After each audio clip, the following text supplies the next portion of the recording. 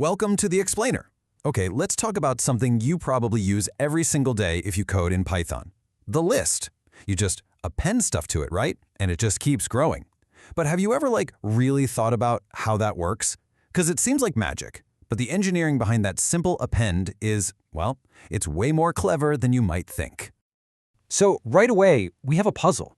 Your computer's memory, deep down, is super rigid. It hands out memory in these fixed, unchangeable blocks. So how in the world does a Python list feel so flexible, so limitless? You can just keep throwing things at it and it just expands. It almost feels like it's breaking the fundamental rules of how computers are supposed to work. Okay, so to get our heads around the really clever solution that Python uses, we have to first appreciate the problem, the real problem. And that all starts with the most basic building block of memory, the good old array. See, a traditional array is, well, it's a stick in the mud. It's totally inflexible. When you ask for one, you have to tell the computer exactly how big it needs to be, right from the start.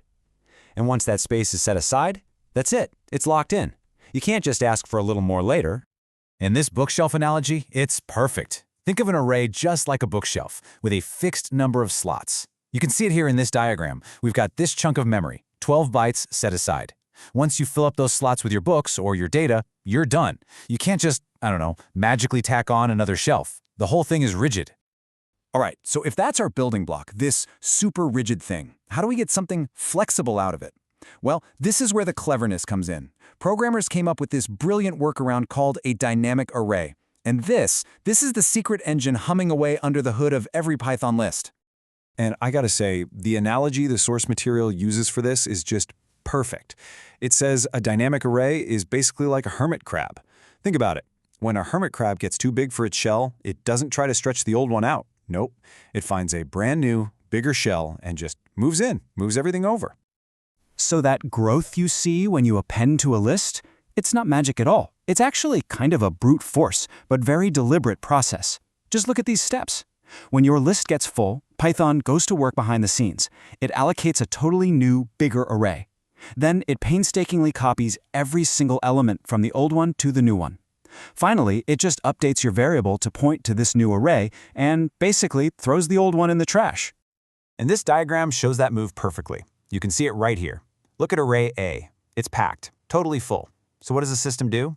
It goes and builds this bigger, better array B. Then one by one, it copies all the items over. And the last step? The name A now points to B. The old, smaller array is just gone, forgotten.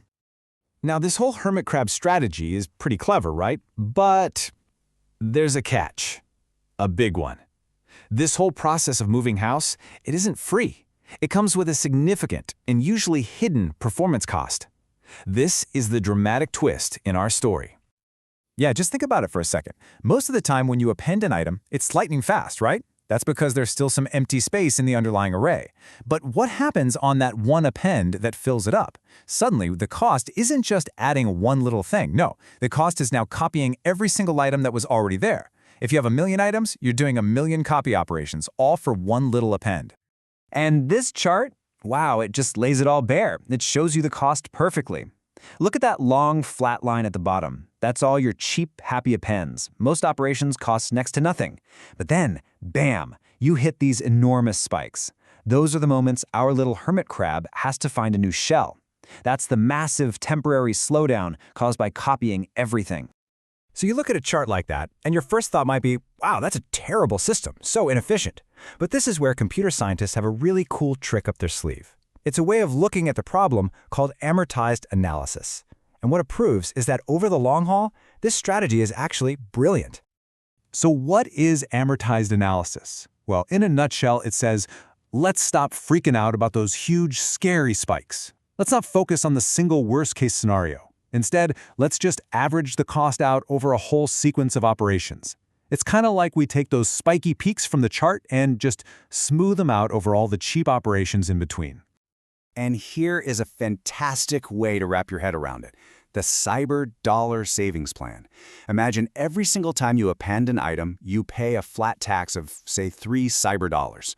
One of those dollars pays for the actual work of adding the item. But the other two? You sock them away. You put them in a little savings account, specifically to pay for that next big, expensive move.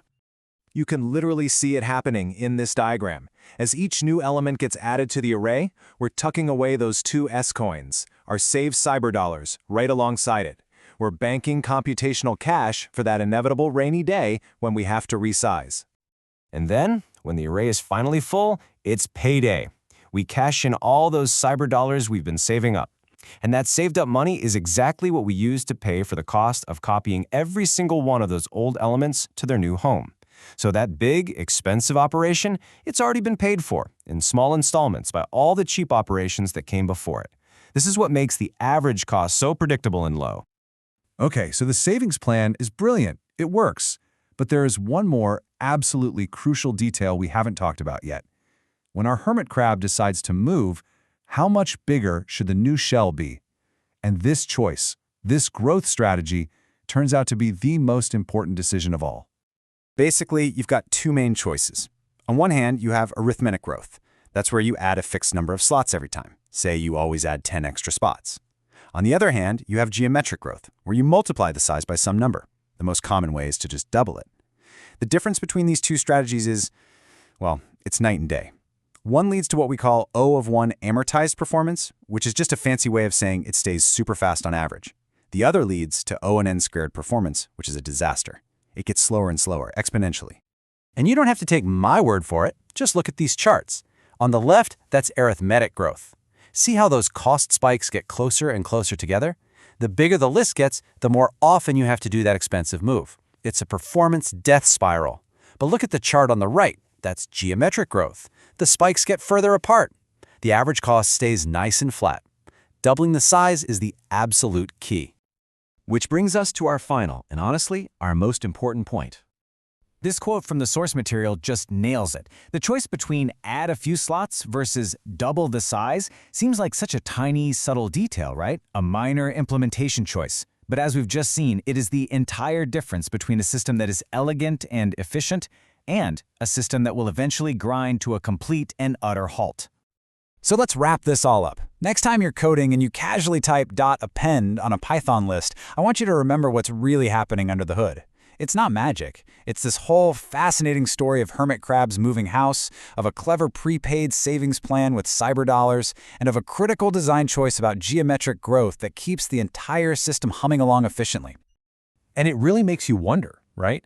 What other simple, everyday bits of code that you use without a second thought are hiding this much brilliant hidden complexity right below the surface?